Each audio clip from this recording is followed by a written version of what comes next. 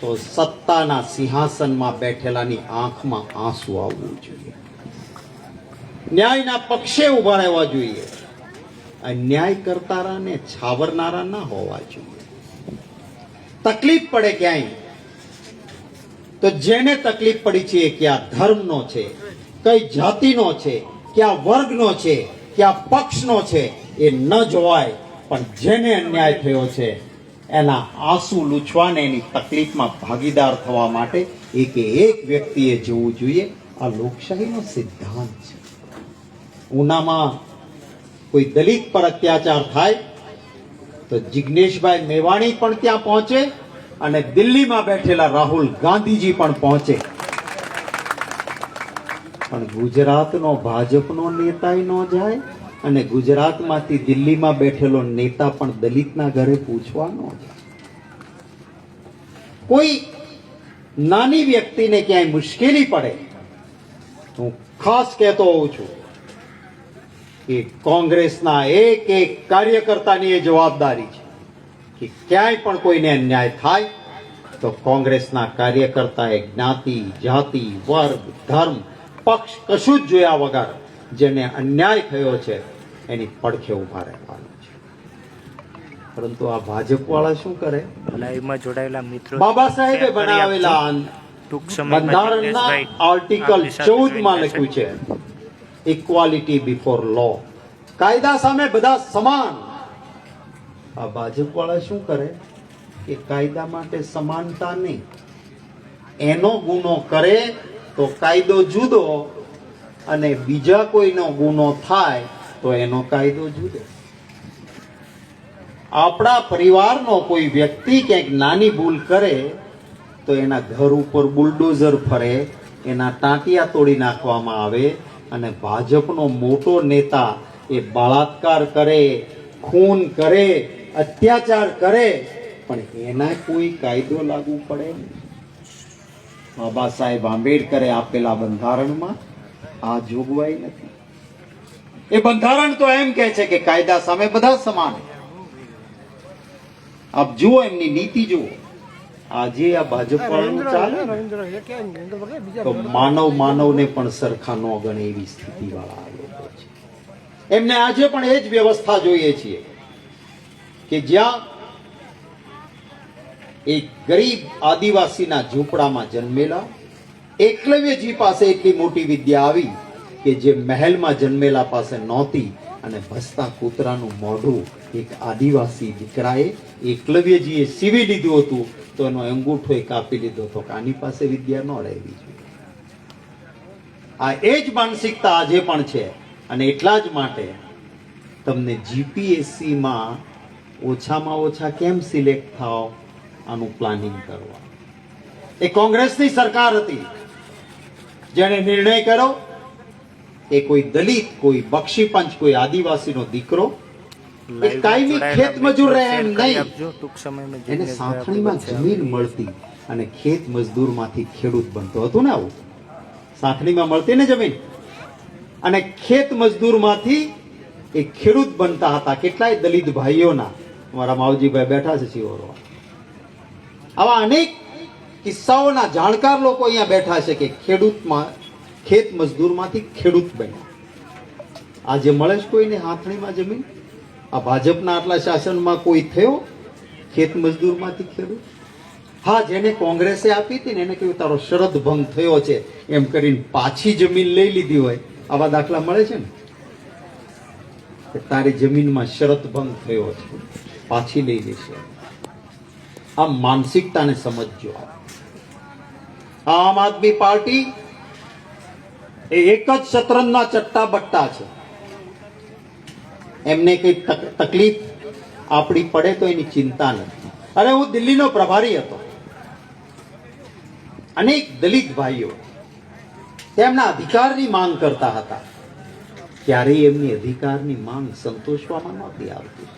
હા, મત લેવા માટે નિશાન સાવરણો રાખવાનું, પણ સાવરણા વાળાની ચિંતા કરવાની નહીં કે જે સાવરણો પકડીને તમારી સફાઈ કરીને તમે દમદાર રીતે જીવી શકો એના માટે એક સાવરણો લઈને તમારી સફાઈ વિસ્તારોની કરનારો વ્યક્તિ છે તો એ આગળ વધે એમ નહીં, એને આખી જિંદગી એના હાથમાં હાવણો જ રહે ને, આવી દાનતવાળા એવા લોકો છે.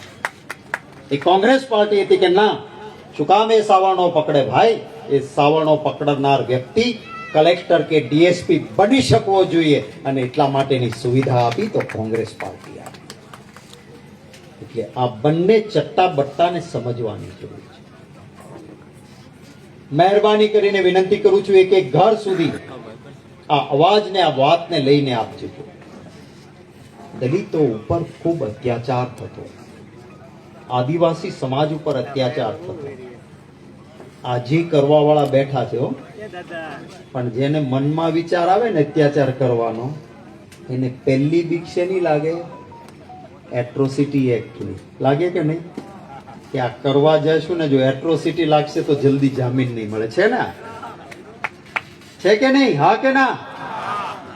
આ કાયદો કોણ લઈને આવ્યું? કોંગ્રેસ. રાજીવ ગાંધી હતા, કોંગ્રેસના વડાપ્રધાન. બિહારમાં એક દલિત પરિવાર ઉપર અત્યાચાર થયો. રાજીવ ગાંધી ત્યાં ગયા અને એને જોયું કે દલિત સમાજ પાસે કોઈ હથિયાર હોવું જોઈએ કે બીજો એના ઉપર અત્યાચાર કરતા પહેલા 10 વાર વિચાર કરે. અને રાજીવ ગાંધી હતા, કોંગ્રેસના વડાપ્રધાન હતા. એટ્રોસિટીનો કાયદો લઈને આવ્યા, અને એટ્રોસિટીનો કાયદો આવ્યો ને એટલે હવે ગામડે ગામડે અત્યાચાર કરનારાને બીવું પડે છે.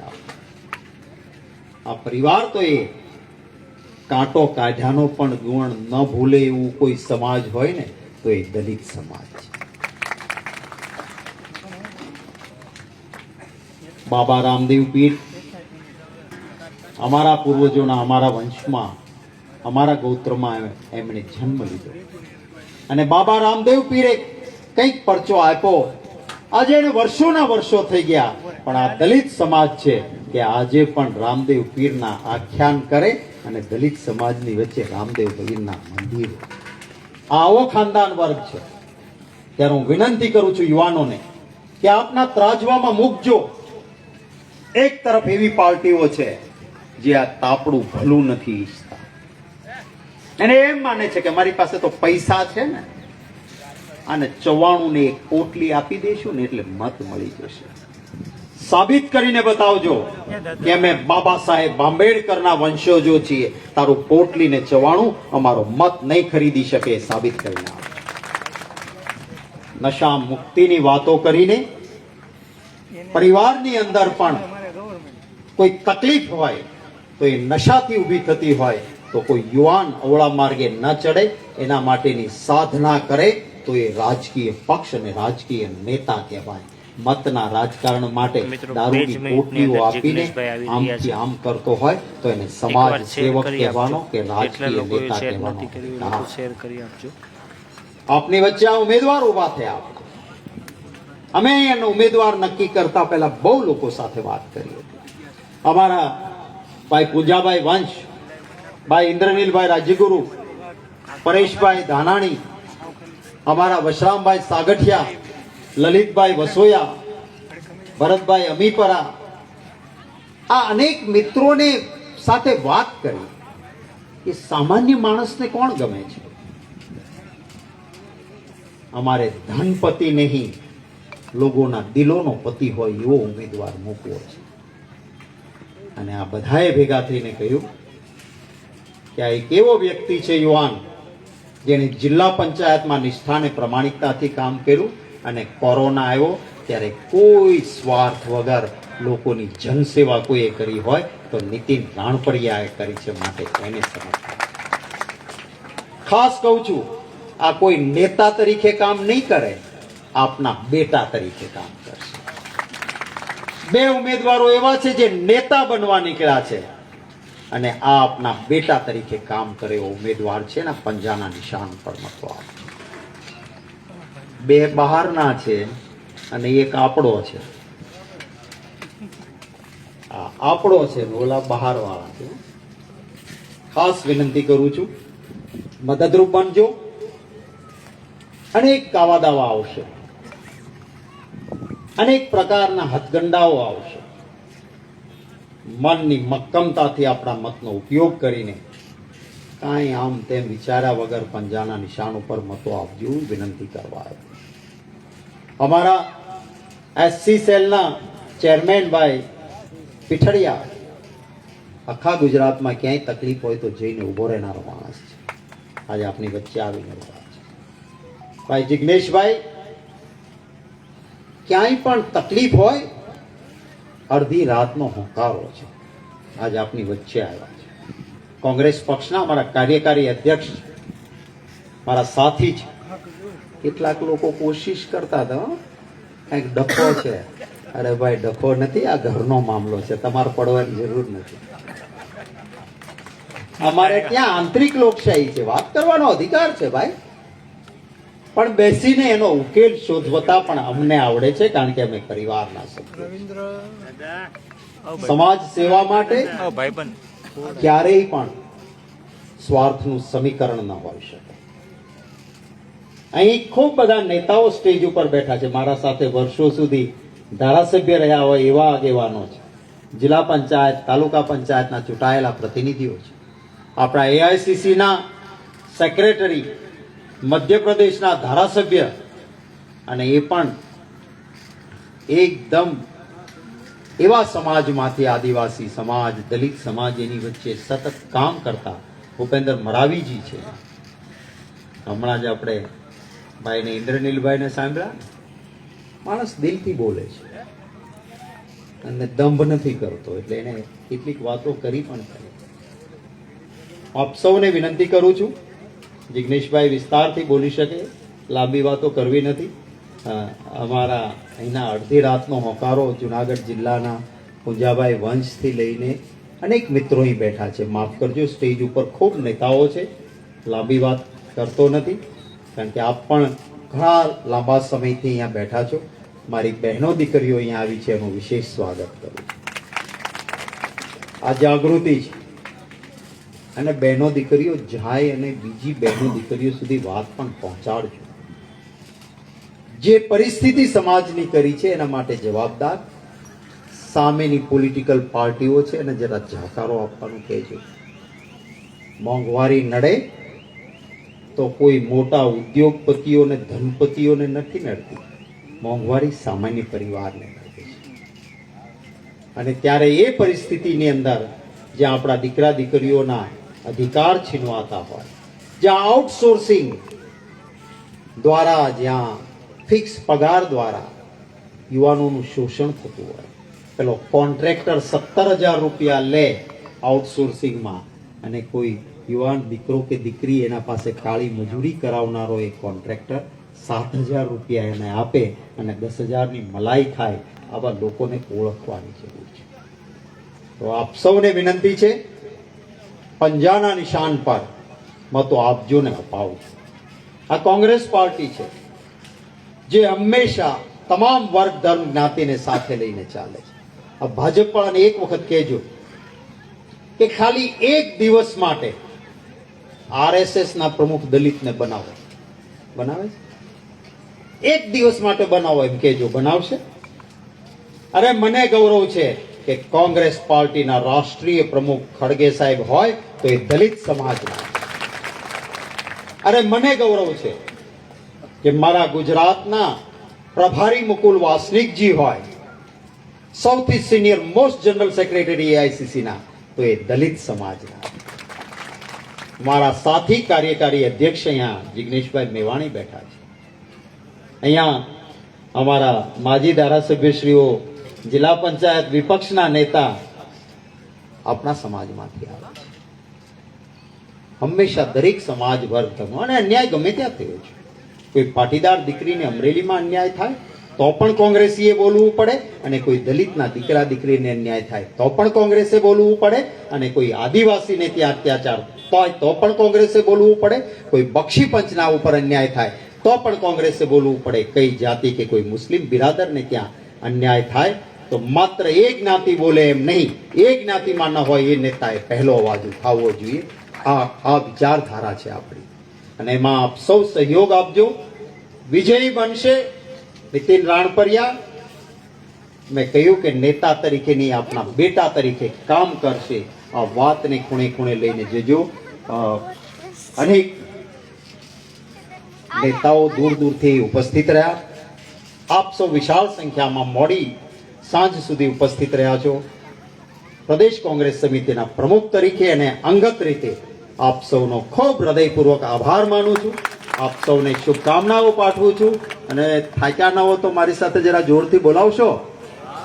જય ભીમ, જય ભીમ, જય હિન્દ, જય હિન્દ, જય કોંગ્રેસ. Thank you. આભાર પ્રમુખ સાહેબ, જેની આતુરતાપૂર્વક આપણે બધા રાહ જોઈ રહ્યા છીએ, જેને આપણે ગુજરાતમાં વિધાનસભામાં બધા જ પછાતોનો અને ખાસ કરીને અનુસૂચિત જાતિ લોકોનો પ્રશ્ન ઉઠાવનાર આપણો હાવજ અત્યારે તો ગીરમાં આવ્યો છે, એટલે આપણે ગીરનો જ કહી દઈએ. હાલે ને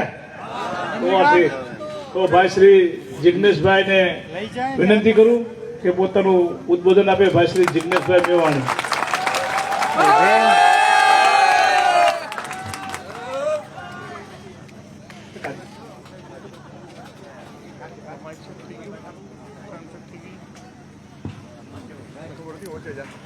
જય ભીમ.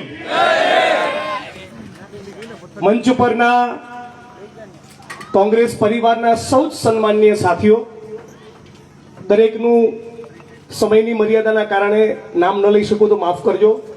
આપણી વચ્ચે ઉપસ્થિત છે વિધાનસભામાં મારી સાથે બેસનારા પૂર્વ ધારાસભ્ય માનનીય પૂજાભાઈ વંશ, માનનીય પ્રવીણભાઈ મુછલિયા, રાજકોટથી જે સતત મહેનત કરી રહેલા ઇન્દ્રનીલભાઈ, વસરામભાઈ, રાજકોટના સૌરાષ્ટ્રના બીજા અનેક વડીલો મુરબ્બીઓ છે, એઆઈસીસીના મારા સેક્રેટરી ભૂપિન્દરભાઈ, સાથે હિતેન્દ્રભાઈ પીઠાડી એસસી ડિપાર્ટમેન્ટના ચેરમેન, કિસાન કોંગ્રેસના સાથી પાલભાઈ આંબલિયા, અને જે નિખાલસ ઉમદા સરળ વ્યક્તિત્વના આસામી છે એવા નીતિનભાઈ, આપણા ઉમેદવાર, અને આપણા માનનીય પ્રદેશ પ્રમુખ શ્રી માનનીય શક્તિભાઈ, આપ તમામ બહેનો, માતાઓ, વડીલો, યુવાન મિત્રો,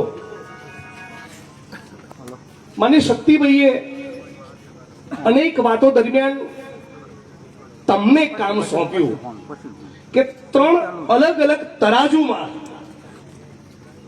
તમારું હિત કોની સાથે જોડાયેલું છે એ તમે તમારી રીતે જોઈ લેજો. એક આતંકવાદીઓને પકડવા નથી અને સિંદૂરની ડબલીઓ વેચવા વાળા છે. આ મંચ ઉપરથી કિરીટભાઈ, કમલમ, ગાંધીનગર અને દિલ્હીને ચેલેન્જ કે 2 ઓગસ્ટના દિવસે પહેલગામની આતંકવાદી ઘટનાના 100 દિવસ પૂરા થાય, 56ની છાતીવાળામાં ખરેખર પાણી હોય તો 4 આતંકવાદીઓની ધરપકડ કરીને બતાવે. વિસાવદરની ધરતી પરથી એમને ચેલેન્જ આપું છું. અને અરવિંદ કેજરીવાલ અને આમ આદમી પાર્ટીને ચેલેન્જ આપું છું કે નરેન્દ્ર મોદીને વિસાવદરની ધરતી પરથી આવી ચેલેન્જ આપીને બતાવે. એમની ચેલેન્જો અન્ના હજારે ગાયબ થાય એટલે ગાયબ થઈ ગઈ. હવે લોકાયુક્ત નથી બનાવવાનો, હવે લોકપાલ નથી જોઈતો, હવે ભ્રષ્ટાચાર સામેનું કોઈ કેમ્પેન કે આંદોલન પણ નથી જોઈતું. અન્નાઈ ખોવાઈ ગયા અને અન્નાના ભાઈએ ખોવાઈ ગયા. તો આજે હમણાં દિલ્હીના એક અગ્રણી સાથે વાત થઈ. શું પરિસ્થિતિ છે તો મને કહ્યું, ઉત્તર દિલ્હી, પૂર્વ દિલ્હી, પશ્ચિમ દિલ્હી, સેન્ટ્રલ દિલ્હી, કોઈ પણ દિલ્હીના ખૂણેથી પૂરી જવાબદારી સાથે કહું છું, પાણીના 100 સેમ્પલ લો, 91 થી 93 સેમ્પલ ફેલ, પીવા લાયક નથી. આમનો વિકાસ છે. કેટલા? 100 માંથી 91 થી 93 સેમ્પલો ફેલ. ફેફસા સડી જાય, કેન્સરનો રોગ થાય, અસાધ્ય બીમારી થાય, એટલું ભયંકર ભ્રષ્ટાચારના કારણે થયેલું પોલ્યુશન છે. આજે દિલ્હીમાં આ ક્ષણની વાત કરું છું, કોઈ પણ દિલ્હીવાસીને પૂછી લો, એ જ પ્રમાણે મોહલ્લા ક્લિનિકની બહુ વાત કરી. હવે વિસાવદરની આમ જનતાને ખબર ના હોય અને ટીવીના 4 સ્લોટ ખરીદી લેવાથી, સોશિયલ મીડિયામાં નરેન્દ્રભાઈની સ્ટાઇલમાં મજબૂત કેમ્પેન કરવાથી આપણા ગામડામાં બી કોઈને લાગે, પણ હકીકત એ છે 450-500 જેટલી કોંગ્રેસની સરકારે દિલ્હીમાં બનાવેલી ડિસ્પેન્સરીઝમાંથી 200 કરી નાખી બંધ. અને અત્યારના મોહલ્લા ક્લિનિકમાં ફરી જવાબદારી પૂર્વક કહું છું, મને ખોટો પાડીને બતાવે, કોરોનાના સમયે માનની શક્તિભાઈ એક મોહલ્લા ક્લિનિકમાં વેક્સિનેશન નહોતું થઈ શકતું, એકમાં. આ એમનો વિકાસ છે. કેટલી સરકારી સ્કૂલો બનાવી? 9. એટલે આ કેવી સ્પર્ધા છે? આંગણવાડી બનાવી એની જોડે સ્પર્ધા કરવા નીકળ્યા છે જેણે આઈઆઈટી ના આઈઆઈએમ બનાવ્યા છે, જેણે ઇસરો ને પીઆરએલ બનાવ્યા છે, જેણે સેપ્ટ અને એનઆઈડી બનાવ્યા છે, જેણે ઇરમા બનાવી છે, જેણે આખા દેશમાં એજ્યુકેશનનો પાયો નાખ્યો છે, એની જોડે એ સ્પર્ધા કરવા નીકળ્યા છે જેણે 4 આંગણવાડી બનાવી છે.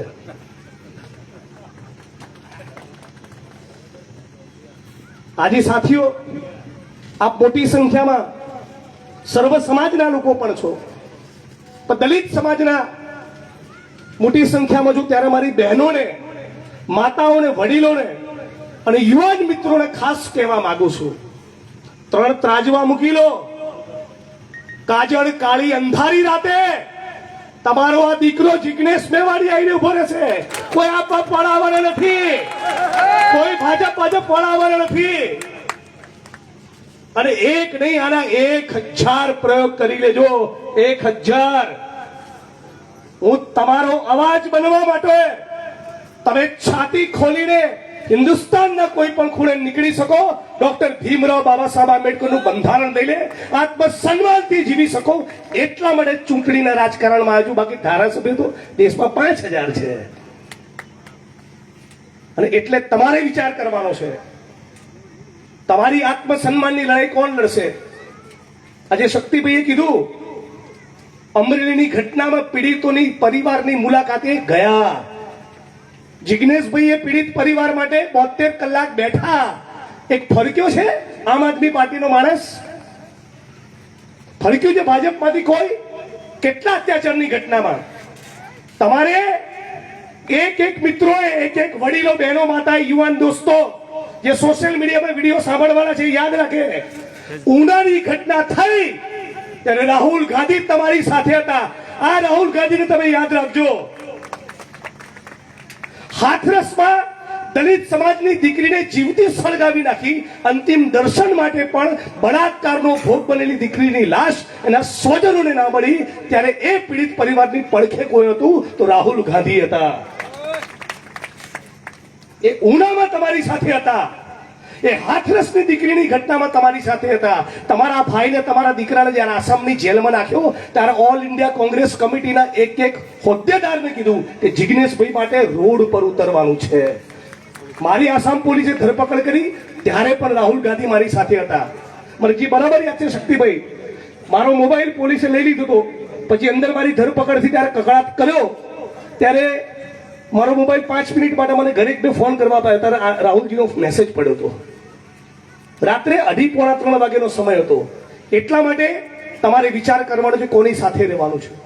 આ એ રાહુલ ગાંધી છે જ્યારે દલિત સમાજના આંબેડકરવાદી ચળવળના માણસોને આતંકવાદી કે નક્સલવાદી કે જેલમાં નાખી દે ને, આખા ભાજપ, આખા ભારતીય જનતા પાર્ટીના લોકોનું જે મિશન છે કે દલિત આંબેડકરાઇટ મુવમેન્ટને બદનામ કરવું, ત્યારે રાહુલ ગાંધી સ્ટેન્ડ લેતા હોય છે આપણા માટે.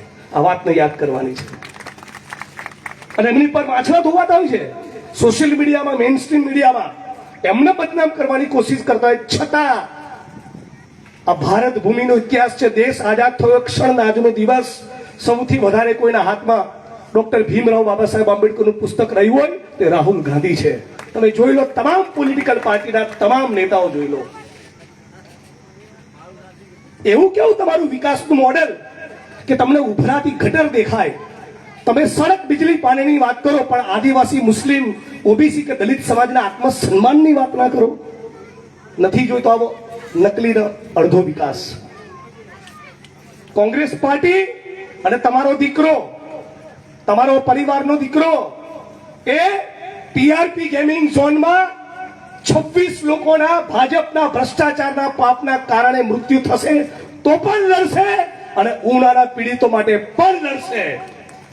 ગુજરાતના બેરોજગાર યુવાનો માટે સરકારી ખાલી પદોમાં ભરતી થાય વિધાનસભાના મંચ ઉપર એની પણ વાત કરશે અને થાનગઢમાં જે દલિતોની છાતી પર ગોળી મારી એની પણ વાત કરશે. 72,000 કરોડનું ડ્રગ્સ ગુજરાતના દરિયાકાંઠે પકડાયું એ મુદ્દો પણ વિધાનસભાના મંચ ઉપર ઉપસ્થિત કરશે અને કોઈ વાલ્મીકી સફાઈ કામદારનું ગટરમાં મૃત્યુ થાય તો એના મુદ્દે પણ બળશે. કેમ કે મારી પાર્ટીનું નામ છે ઇન્ડિયન નેશનલ કોંગ્રેસ. એ કઈ પાર્ટી છે જેણે સ્વતંત્રતાના આંદોલનનો પાયો નાખ્યો, જેમાં સર્વ સમાજના સર્વ જ્ઞાતિ અને ધર્મના લોકો હતા. આજે ડોક્ટર બાબા સાહેબ આંબેડકરના બંધારણને ખતમ કરવાની જ્યારે કોશિશ કરી રહ્યા છે તો આ લડાઈની અંદર કોણ છે તમારી પડખે?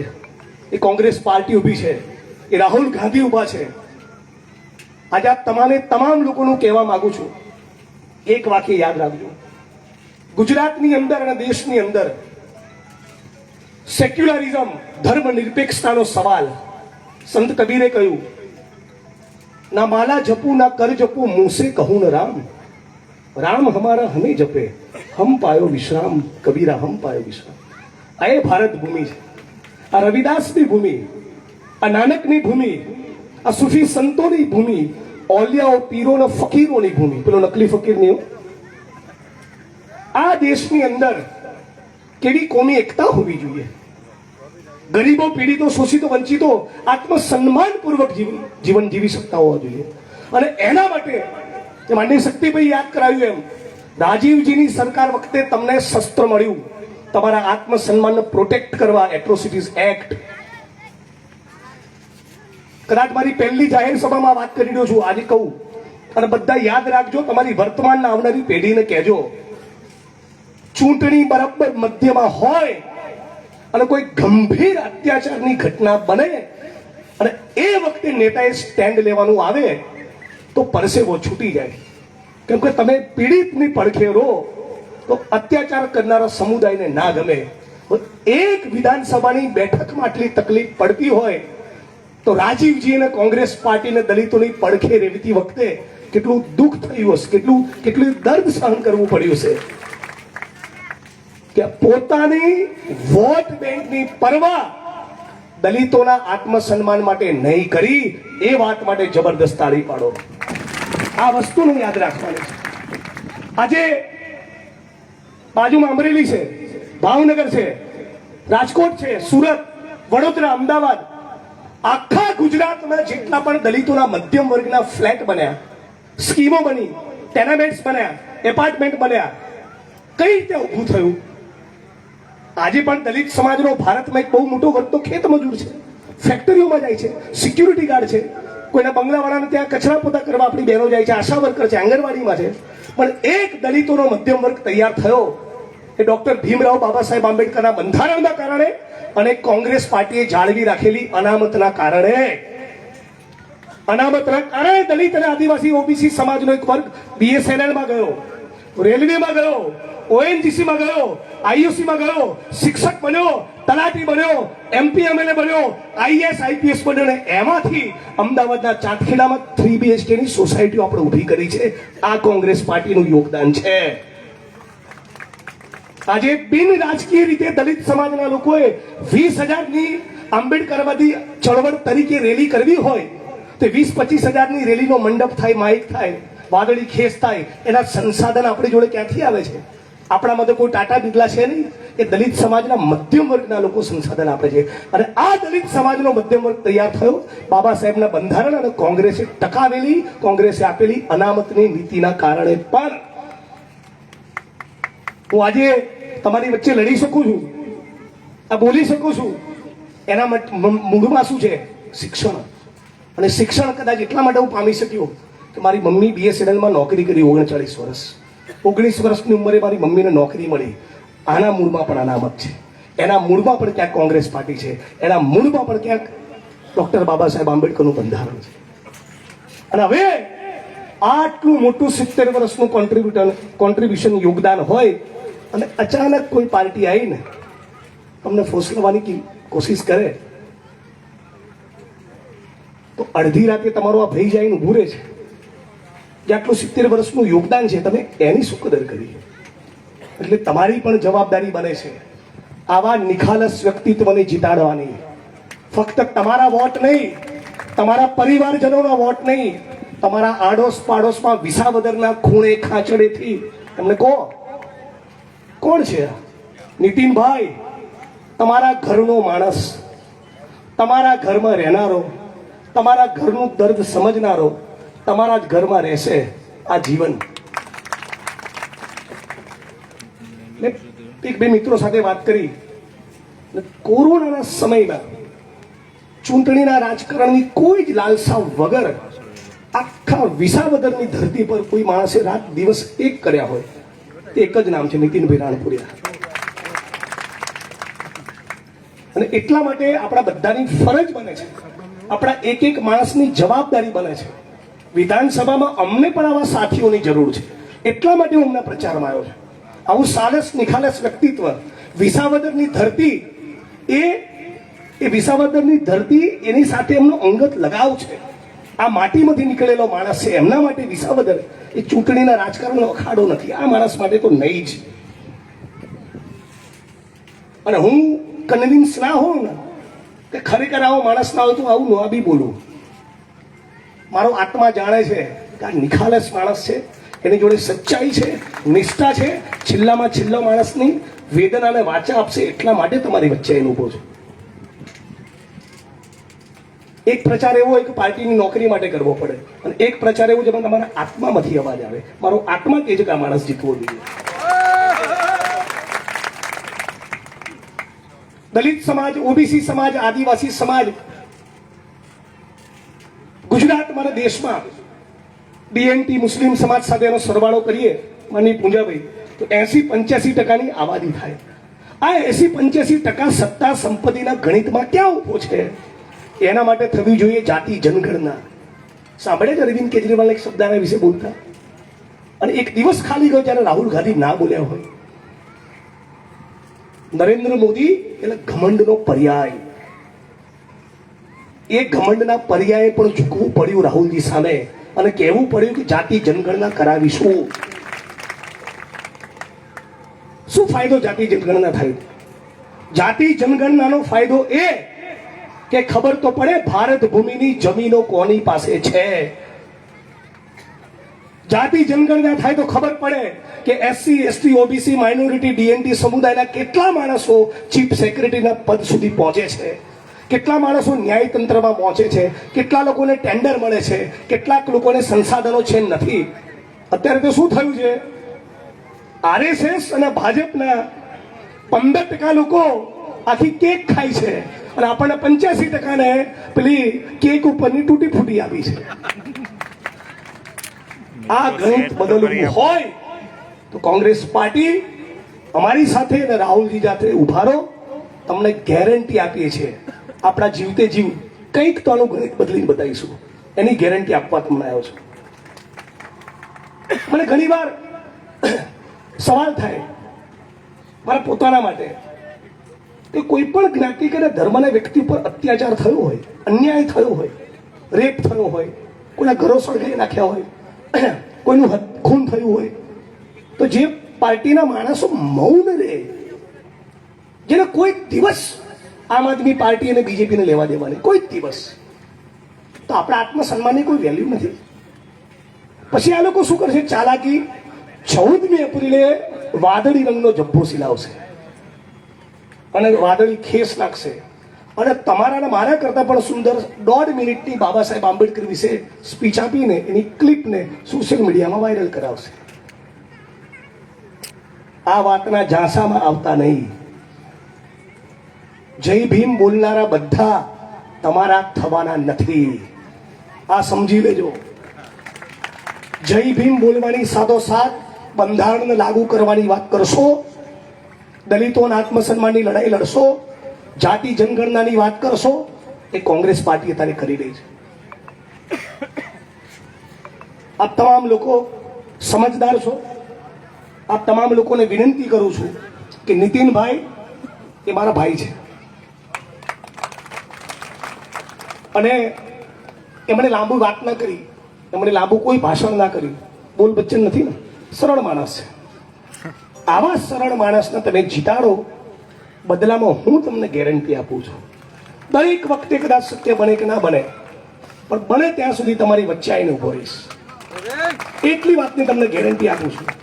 આપ તમામ લોકો મોડી રાત સુધી ઉપસ્થિત રહ્યા છો. મારી વાણીને વિરામ આપતા પહેલા છેલ્લી એક વાત કહું કે 23 વર્ષની ઉંમર હતી ભગતસિંહની જ્યારે બલિદાન આપ્યું. 15 વર્ષની જેલો ગાંધી અને સરદાર નથી. વર્ષો 1-2 બધા ઓછો હોઈ શકે. એ સમયના સ્વતંત્રતાના આંદોલનના સિપાહીઓમાં, એ વખતના મહાપુરુષો ક્રાંતિકારીઓમાં કદાચ સૌથી ધનિક એ પંડિત જવાહરલાલ નહેરુ હશે, પણ સૌથી વધારે ગાંધીજી પછી જેલમાં રહ્યા હોય એ પંડિત જવાહરલાલ નહેરુ હતા. ડૉક્ટર બાબા સાહેબ આંબેડકરનો સંઘર્ષ આપણે જાણીએ છીએ. બહુ જ ત્યાગ, તપસ્યા, શહાદત અને બલિદાનો પછી આ બંધારણ બચ્યું છે. એની લાજ રાખવાની જવાબદારી પણ આપણી છે. આ બંધારણને બચાવવાની લડતમાં તમારા અને મારા કરતા 100 ગણો મોરચો કોઈએ સંભાળ્યો હોય એ રાહુલ ગાંધીએ છે. આટલી વાત આજે તમે યાદ રાખજો. તો મારી વાણીને વિરામ આપું છું. આપ તમામ લોકોએ મને સાંભળ્યો એ બદલ આપ સૌનો ખૂબ ખૂબ આભાર. નીતિનભાઈ મારા ભાઈ સમાન છે, મારી આબરૂ રહેવું કરજો. અને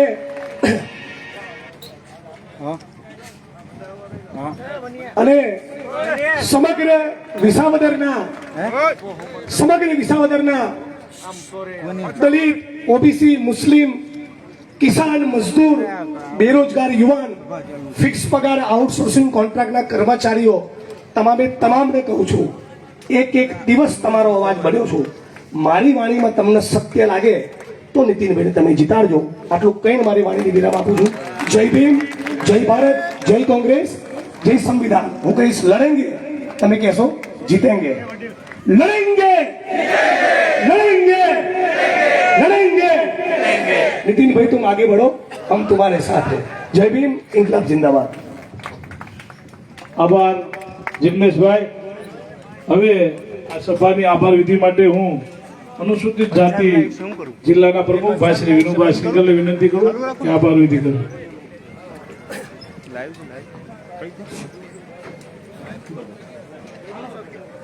જય ભીમ, જય સંવિધાન. આજે 87 વિધાનસભા વિસાવદન માટે यहाँ આપણે ઉપસ્થિત શક્તિ બાપુ શ્રી, જિગ્નેશભાઈ, ભરતભાઈ અમીપરા પ્રમુખ શ્રી, માજી ધારાસભ્યશ્રીઓ, તમામ તાલુકા પંચાયતના તાલુકાના આપણા સદસ્યશ્રીઓ અને મારી સાથે કોંગ્રેસ પરિવારના પ્રમુખશ્રીઓ, આમ મતદાર ભાઈઓ, બહેનો, વડીલો, મિત્રો બધા જે પધાર્યા, ટૂંક સમયમાં ટૂંકો નિવેદન હતું છતાં પણ પધાર્યા, એ બદલ બધાનું હાર્દિક અભિવાદન કરું છું. જય ભીમ, જય સંવિધાન.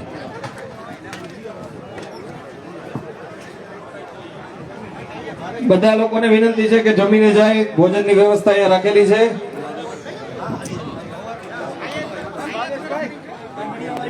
પહેલા બહેનોને જમવા બેસવાની વ્યવસ્થા છે. પહેલા બહેનો જ્યાં બેઠા છે એ જ જગ્યાએ જમણવાની વ્યવસ્થા કરવામાં આવી છે.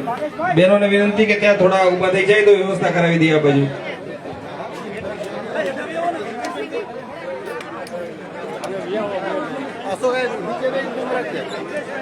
રેડી છે ને?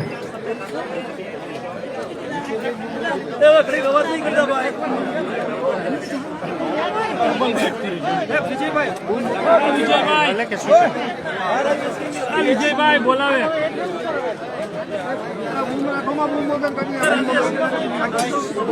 લાઈવ ચાલુ છે. હું નથી જવાનું, હું નથી સાથે જવાનું. યાદવભાઈ, હા યાદવભાઈ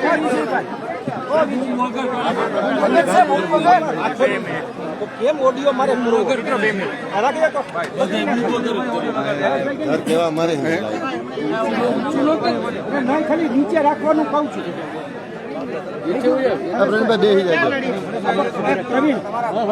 મૂકી દઈએ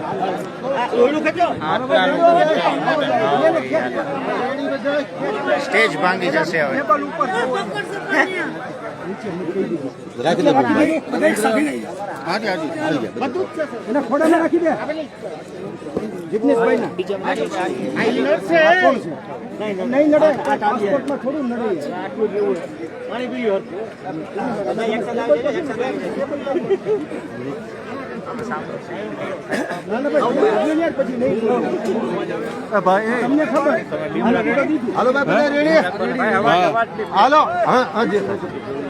આજે વિસાવદરની ચૂંટણીમાં માનનીય શક્તિભાઈ પ્રદેશનું નેતૃત્વ અને અમે સૌ અહીંયા કાર્યક્રમમાં ઉપસ્થિત રહ્યા. મોટી સંખ્યામાં દલિત વંચિત સમુદાયના લોકો ઉપસ્થિત હતા. બધાનો લોકોનો રિસ્પોન્સ એ નીતિનભાઈની તરફેણમાં છે. નીતિનભાઈ રાણપુરિયા અત્યંત નિખાલસ વ્યક્તિત્વ છે. અડધી રાતનો હોકારો છે. વિસાવદરની 108 છે. ઘરનો માણસ છે. ઘરની પીડા સમજે છે. ઘરમાં જ રહેવાનો છે. આવો વિસાવદરની જનતામાંથી સુર ગઈકાલ રાતથી અત્યાર સુધીમાં મને મળ્યો છે. ભાઈ નીતિનભાઈને ખૂબ શુભેચ્છાઓ. ભારી મતોથી વિજયી બનશે. અને છેલ્લે વિસાવદરના ઓબીસી, મુસ્લિમ, દલિત અને વંચિત વર્ગોને એટલું કહેવા માંગુ છું કે ભારતીય જનતા પાર્ટીને આમ આદમી પાર્ટી એક તકો પણ તમારા આત્મસન્માનની લડાઈ લડ્યા નથી, લડવાના નથી. અમે જ તમારા આત્મસન્માનની લડાઈ લડ્યા છીએ અને લડવાના છીએ. અને દલિત, ઓબીસી, મુસ્લિમ, વંચિત વર્ગોનો એક વોટ કોંગ્રેસ પાર્ટીને પંજાના નિશાન પર નીતિનભાઈને મળે. અને નીતિનભાઈ જેવું સરળ વ્યક્તિત્વ મારી સાથે ગુજરાતની વિધાનસભાનો બંધ સ્વભાવે એટલી આશા અપેક્ષા આજે દિનેશભાઈ, ખાસ કરીને તમારી હરીફાઈ છે એ આપ પાર્ટી સાથે છે, ભાજપ સાથે છે. ભારતીય જનતા પાર્ટીના આપ મોટો રિચાર્જ ને છોટા રિચાર્જ બંને સાથે, પણ નીતિનભાઈ ઉભરીને આવશે. એમનું નિખાલસ વ્યક્તિત્વ એ ઉભરીને આવશે. ખાસ કરીને વિસાવદર ભાજપ અને આમ આદમી પાર્ટીનું ચેલેન્જ આપ્યું. શા માટે ચેલેન્જ આપ્યું? એમના લક્ષણોના કારણે ચેલેન્જ આપી. કેશુભાઈની ભૂમિ પર ભાજપ અને આમ ભારતીય જનતા પાર્ટી અને આમ આદમી પાર્ટી એક જ છે. અનામત વિરોધી એક જમાનામાં બહુ કેમ્પેનો ચલાવેલી છે. એમને બાબા સાહેબના બંધારણ સાથે કોઈ લગાવ નથી. દિલ્હીની સડકો પર બંધારણની કોપીને સળગાવી ત્યારે પણ બીજેપી અને આમ આદમી પાર્ટી ચૂપ હતા. અનેક અત્યાચાર આદિવાસી, ઓબીસી, દલિત, મુસ્લિમ સમુદાય ઉપર થાય ત્યારે અમે જ જઈને ઉભા રહે છે. કોઈ આપ વાળો, કોઈ ભાજપ વાળો આવતો નથી. નીતિનભાઈ જેવા સરળ વ્યક્તિત્વ આ ચૂંટણી જીતે હું પણ ખૂબ રાજી થઈશ. ખાસ કરીને એક ચિત્ર આવ્યું છે કે આપ અને ભાજપનું ગઠબંધન હોય એવું લાગે છે. બંને પાર્ટીઓ એકબીજા ખાલી આપ ઉપર જ પ્રહાર થાય છે. બંને એક જ છે. ભારતીય જનતા પાર્ટી, આમ આદમી પાર્ટી બંને એક જ છે. કોંગ્રેસ પાર્ટી જ એ સેક્યુલર ધર્મનિરપેક્ષ સમાજવાદી લોકતંત્રમાં માને